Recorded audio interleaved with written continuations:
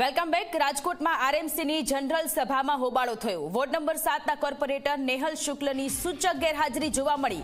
Secretary તરીકે ફરજ બજાવતા હરેશ રૂપારેલિયાની બદલીનો વિરોધ થયો। મેયર અને સ્ટેન્ડિંગ કમિટી ચેરમેને બદલી કરી હોવાનો દાવો કર્યો। આજે બદલીના વિરોધમાં હાજર ન રહીને વિરોધ નોંધાવ્યો। આરએમસીમાં ફરી ભાજપના નેતાઓમાં આંતરિક જૂથવાદ દેખાયો છે।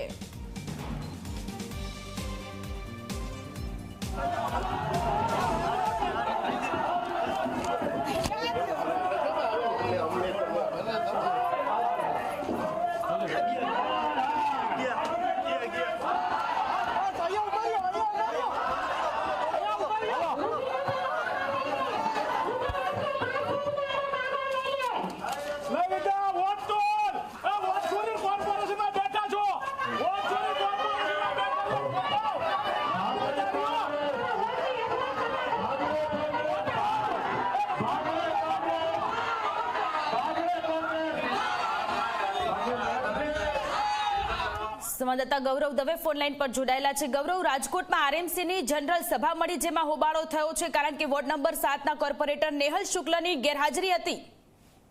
વિરોધ કર્યો છે, શું કહેશો? વોકઆઉટ કર્યો?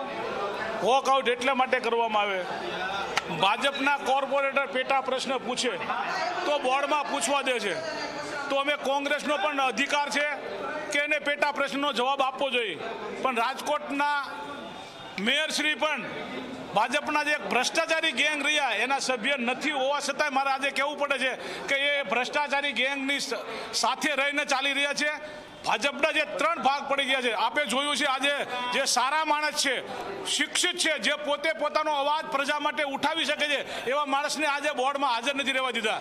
એ શું બતાવે છે કે ભાજપની તાનાશાહી બતાવે છે। હું ગુજરાત અને રાજકોટની પ્રજાને વિનંતી કરું છું કે તમારા પ્રશ્ન ઉઠાવવાવાળા જો અમને કાઢી મૂકતા હોય તો આજે એના ચાલુ કોર્પોરેટને પણ બોર્ડમાં હાજર નથી રહેવા દીધા। એ શું બતાવે છે કે એનો ભ્રષ્ટાચાર ખુલ્લો પડે છે।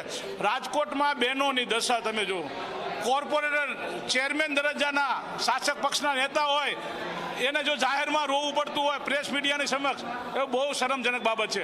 આમ તો મોટી મોટી ડીંગો મારજો, વડાપ્રધાન એમ કહે છે મહિલા સશક્તિકરણની વાતો કરે છે, મહિલાઓનું રક્ષણની વાતો કરે છે, બહેનો ઉઠી અહીંયા 50% બહેનો મહિલા સભ્યો છે, તેમ છતાં મહિલાઓને જ્યારે રોવાનો દિવસ આવે છે ત્યારે હકીકતમાં બહુ નિંદનીય છે। આવા વોટ ચોરોને અમે કાઢી મૂકવા ગુજરાતની અને રાજકોટની પ્રજાને વિનંતી કરીએ છીએ કે આ ચોરી કરીને, જે મતની ચોરી કરીને બેઠા છે એને આવતા દિવસોમાં એને ઘર બતાવો એ વિનંતી। હાલ અમે એટલા માટે વોકઆઉટ કર્યું છે કે અમારા પ્રશ્નનો જવાબ ન મળતો હોય તો એવા બોર્ડમાં બેસવાની પણ કોઈ જરૂર નથી, એટલા માટે નીકળી જાય છે। એક બહુ સારી વાત છે, અમારો એ પેટા પ્રશ્ન હતો પરંતુ અમને બોલવા ન દીધા, કારણ કે મેં એ પ્રશ્ન માટે એને સજાગ કર્યો હતો। 15માં નાણાં પંચમાં જે પૈસા આવે તે ડસ્ટ ફ્રી, સિટી ડસ્ટ ફ્રીના જે નાણાં આવે છે કેન્દ્ર સરકારમાંથી, એ નાણાંનો દુરુપયોગ કરી રહ્યા છે, ભ્રષ્ટાચાર કરી રહ્યા છે નાણાંનો, એને વિરુદ્ધ પણ મારે બોર્ડમાં બોલવું હતું પરંતુ તો રાજકોટમાં આરએમસીની જનરલ સભામાં હોબાળો થયો। કોંગ્રેસના સભ્યોએ વોકઆઉટ કર્યું છે। સંવાદદાતા ગૌરવ દવે આપણી સાથે જોડાયેલા છે। ગૌરવ, રાજકોટમાં જનરલ સભા મળી આરએમસીની, પ્રજાના પ્રશ્નોના ચર્ચા થવી જોઈતી હતી પરંતુ એમાં હોબાળો થયો છે, અત્યારની સ્થિતિ શું છે? ચોક્કસ જ સોનલ, જે રીતના રાજકોટ મહાનગરપાલિકાની આજે સામાન્ય સભા છે તે મળી હતી અને આ સામાન્ય સભા છે તે તોફાની છે તે બની હતી। એક તરફ ભાજપનો આંતરિક જૂથવાદ છે તે જોવા મળ્યો હતો, તો બીજી તરફ રોડ રસ્તા હોય, પછી સફાઈના મુદ્દા હોય, તમામ મુદ્દે કોંગ્રેસ દ્વારા જે પ્લે કાર્ડ બતાવી અને વિરોધ છે તે નોંધાવ્યો હતો, પરંતુ ક્યાંક તેમના જે પ્રશ્નોનો જવાબ ન મળતા કોંગ્રેસ દ્વારા વોકઆઉટ છે તે કરવામાં આવ્યું હતું। એટલું જ નહીં, સાથે સાથે મહત્વની વાત એ છે કે ભાજપના વોર્ડ નંબર 7ના કોર્પોરેટર નેહલ શુક્લ છે કે તેમની ગેરહાજરી છે તે સૂચક જોવા મળી હતી। સેક્રેટરી વિભાગમાં ફરજ બજાવતા હરેશ રૂપારેલિયા છે કે તેમની બદલી કરવામાં આવતા નેહલ શુક્લ આજે સામાન્ય સભાની અંદર ગેરહાજર છે તે રહ્યા હતા અને તેમને પોતાનો વિરોધ છે તે નોંધાવ્યો હતો। જે બદલી કરવામાં આવી છે તેની અંદર આંતરિક રીતે ભાજપના જ નેતાઓ દ્વારા આ બદલી કરવામાં આવી છે તેવા આક્ષેપો છે તે કરવામાં આવ્યા છે। તો બીજી તરફ વિનુભાઈ ગવા કે જેઓ ભાજપના જ કોર્પોરેટર છે, તેમને ટીપી શાખાને લઈને પણ અધિકારીઓ તેમની વાત છે તે માનતા ન હોવાનું અને 2 જેટલા જ ઉપરાઓ હોવા છતાં પણ તેમને દૂર નથી કરવામાં આવતા, આ પ્રકારના સવાલો છે તે ઉઠાવ્યા હતા।